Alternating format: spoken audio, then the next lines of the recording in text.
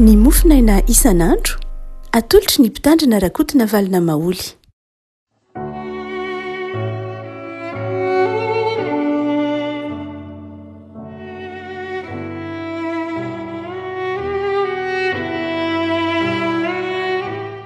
Ampifirina avy no era-banantsika traty ity sabotsy fa 7 ny volana jona ity. Ny mofinaina izay voalahatra antsika dia ny filanan-tsaramasina araka ny Matteo toko fa 7 andiny fa 4 ka hatramin'ny andiny fa 9. Amin'ny anaran'i Jesosy. Ko amin'izany nazovy no mandray izany teniko izany ka mankatò azy dia hoarina amin'ny lehilahy manan-tsaina izy hoy Jesosy izay nanorina ny tranony teo ambony vatolampy. Alatsaka ny ranorana ka nisy lika be sady ny fofofo ny rivotra ka namely zany trano zany nefa tsy nianjera izy satria efa naorina teo ambony vatolampy. Fa izay rehetra mandray izany teniko izany nefa tsy mankatò azy dia hoarina amin'ny lehilahy adala izay manorina ny trano teo ambonin'ny fasika. Alatsaka ny ranorana ka nisy lika be sady ny fofofo ny rivotra ka namely zany trano zany dia nianjera izy ka loza ny fianjerany. Ary nefa vitan'i Jesosy zany teny zany dia talanjona ny vahoaka noho ny fampianarany satria nampianatra azy toy izay manana fahefana izy fa tsy tahaka ny mpanorandalàna teo aminy. Ray Masino manamasinana amin'ny fahamarinana ny teninao ny fahamarinana. Amen. Tamin'ny fiandohan'ny taonjato 20 ry havako dia nisy filôzofy izay matetika resahan'ny protestant, resahan'ireo teolojianina protestant, indrindrindrindra reo tahakandry Karl Barth, reo teolojianina réformé aty amin'ny taonjato 1920 antsoina hoe Soren Kierkegaard. Nampiavaka ity filôzofy danois ity izay protestant tsika teo teraka tany amin'ny taona 1700. Ny nampiavaka azy dia ny fomba fisainany, ny fomba fijeriny. Izy dia filôzofy existentialiste, zany hoe filôzofa miresaka momba ny fisina, miresaka momba ny fifandraisan'ny olona amin'ny zavaboary na amin'ny mpiarabelona aminy, miresaka momba ny antom-pisian'ny olona mihitsy i Soren Kierkegaard. Fa izay nampiavaka azy mitaha amin'ireo filôzofy existentialiste maro taloha na taty-aorianany moa ara, dia izy nino an'i Jesosy, izy kristianina. Mandrakariva mantsy ireo filôzofy existentialiste tahaka ny Soren Kierkegaard, tahakandry Jean-Paul Sartre na ry Albert Camus, dia tsy nino ny fisian'Andriamanitra. Nanazava ny fisina nisaraka tamin'ny baiboly tamin'ny vavahana kristianina, fa i Soren Kierkegaard kosa dia nanazava ny fisina, ny fiainana tamin'ny tsy nisaraka tamin'ny finoana. Ary dia ity filôzofy ity dia teny lay citation na lay fomba fiteny zay saika hainy ny akamaroan'ny akabeazan'ny protestant hoe tsy ny lalana akory ny sarotra fa ny sarotra no lalana. Zany hoe manazava izy fa ndraindray ny olona dia mandositra zavatra sarotra. Ndraindray ny olona rehefa tody zavatsarotra na tody olona dia mieritreritra hoe tsy iny zay le lalana na diso ny lalana. Rehefa tody zava-manahirana dia zao ny mivery ny lalana.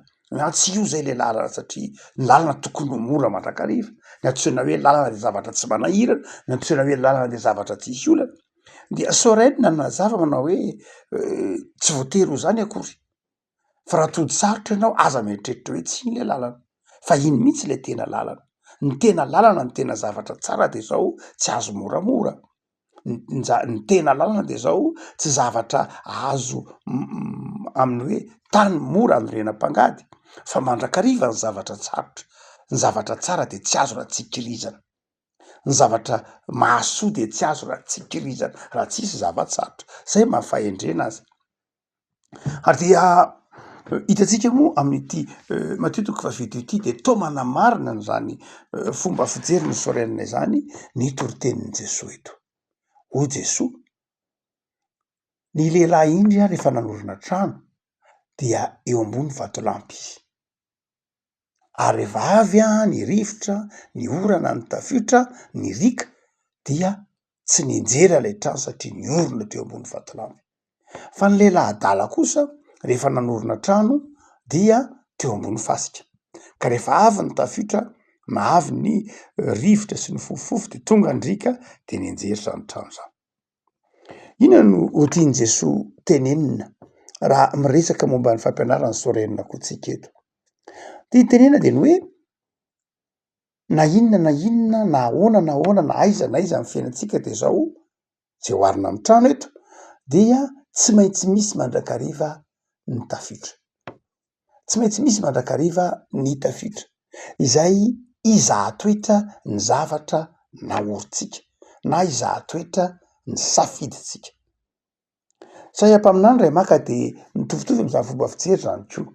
Hoy Isaia zay atoko 1:7-8 mazava Isaia manao hoe ho avy ny andro i Jehova ka izao aoka ho tsaronao fa tsy maintsy misy ny olana, tsy maintsy misy ny ony, fa raha mihita ny ony io ianao de matoky fa tsy hanafitra anao izy zany ny rano be, fa mahazo matoky ianao fa na mihita ny ony azy ianao tsy hanafitra anao zany izy.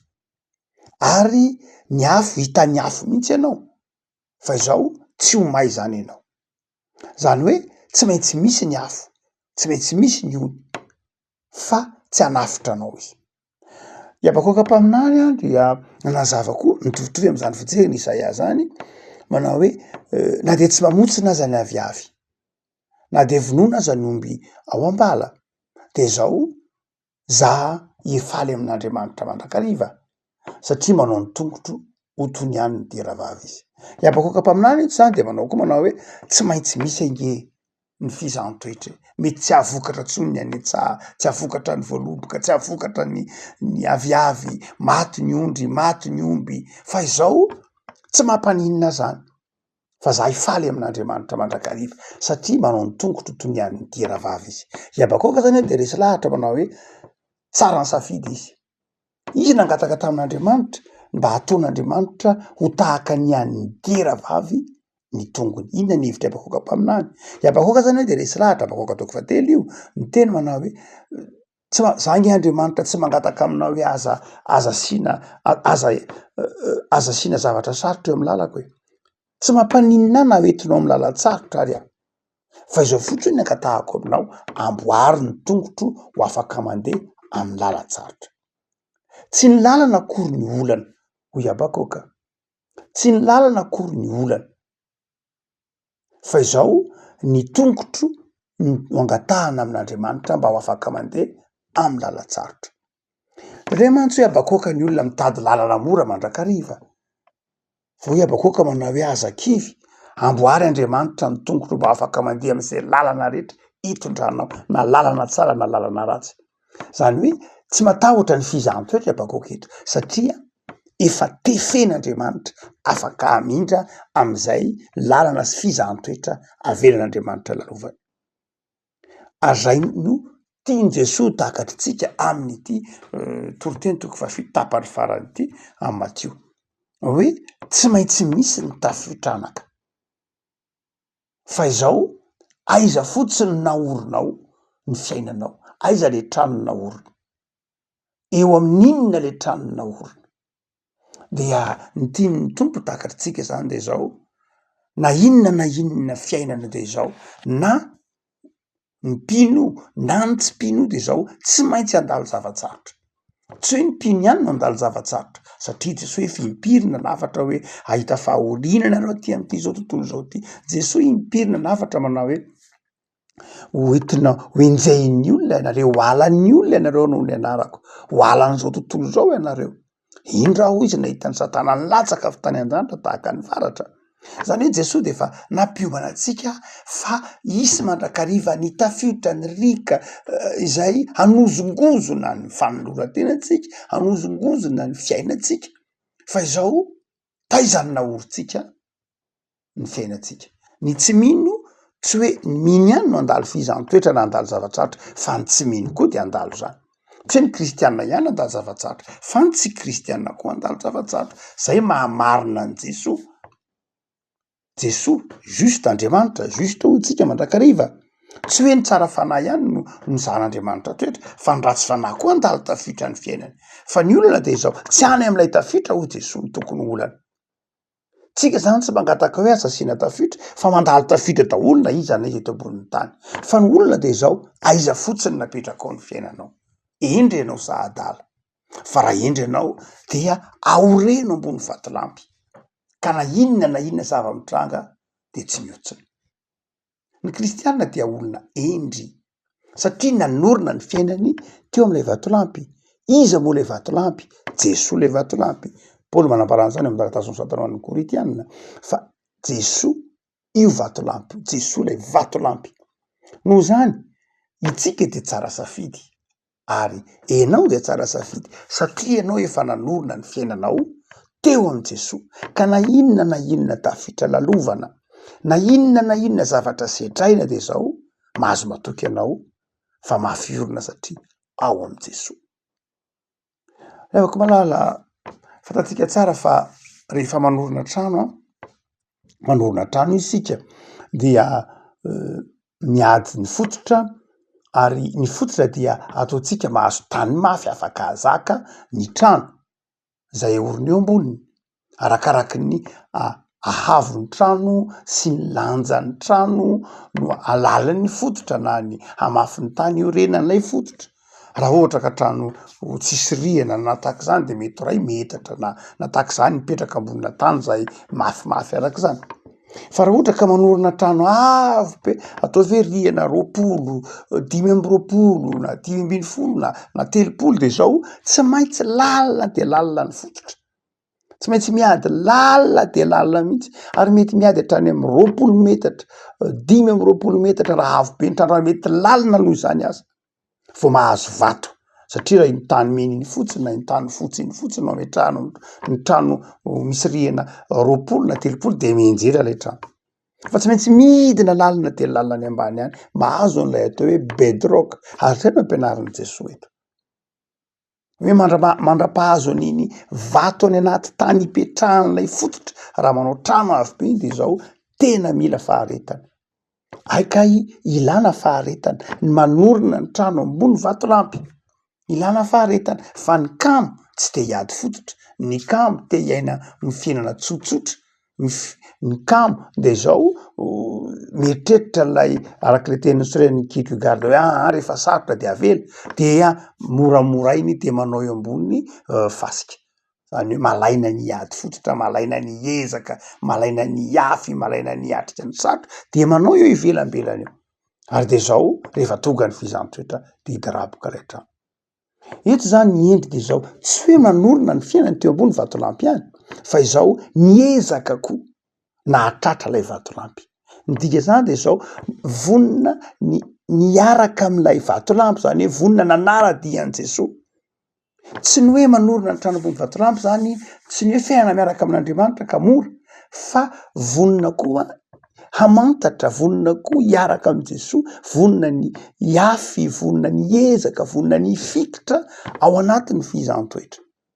Ny afaka malala ty farany herinandro ty ara dia mitaonantsika Jesoa eritreritra endry sa adala. Endry isika no zany dia mahazo matoky fa tsy maintsy isy ny tafiditra saingy zao tsy any amy tafiditra akory ny masontsika fa any am'ilay vatolampy de Jesoa. Alao ery ary afaka malala am'izao farany herinandro zao fantatrao ny safidinao.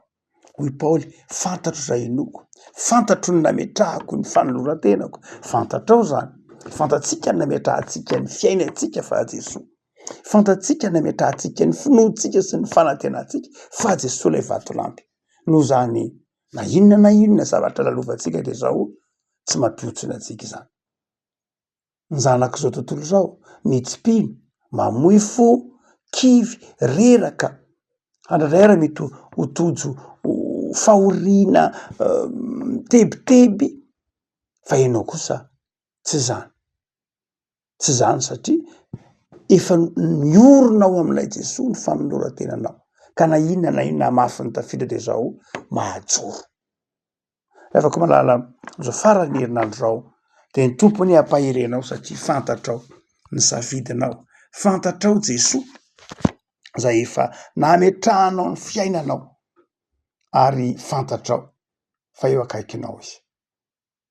Ary dia o Jesoa aminao manao hoe matoky, aza matahotra, za eo mandrakariva ary tsy manary am'izay rehetra lalany hitondrany ianao. Ivavaka sika. Tompo am'soranao azy hainony amin'ny toriteny zay nataonao ho anay anazavanao fa izahay dia efa nanorona ny fiainanay teo aminao. Efa nataonao ho mahatoky zay, efa nafoinao ny ainao hamonjy anay. De atao am'izay Tompo, mba iorona mafy eo aminao, ao anatin'ny fizan-toetra, ao anatin'ny zavatra sarotra, de ataovy mahatoky zay. Mety mandala lalana sarotra izay saingy ataovy mahatsiaro fa ny sarotra de lalana. Mandalo fizan-toetra zay rehetra orinay, zay rehetra ataonay dia sedray. Saingy ataovy mahatoky zay Tompo, fa fandresena mandrakariva no fiainana miaraka aminao. De misaorany am'izay nomenao anay tamin'ity herinandro odivy ity, misaotra noho ny fitahiana, misaotra noho ny fahasalamana, misaotra noho zay rehetra niraisinay taminao. De mametraka ny herinandro vaovao sahady eo am-pelataranao zay Tompo, ary mitoera mandrakariva anti-amponay, aoka hanjaka ty anatinay ny fitiavana anao. De mampaherezanay Tompo am'izay andraikitra omenao tanterahany indray mamakivaky zao herinandro vaovao zao, zao faran'ny herinandro zao, de ataovy mitoetra ao aminao mandrakariva ny fanoloran-tenanay. Misaotra Jesoa. Amen.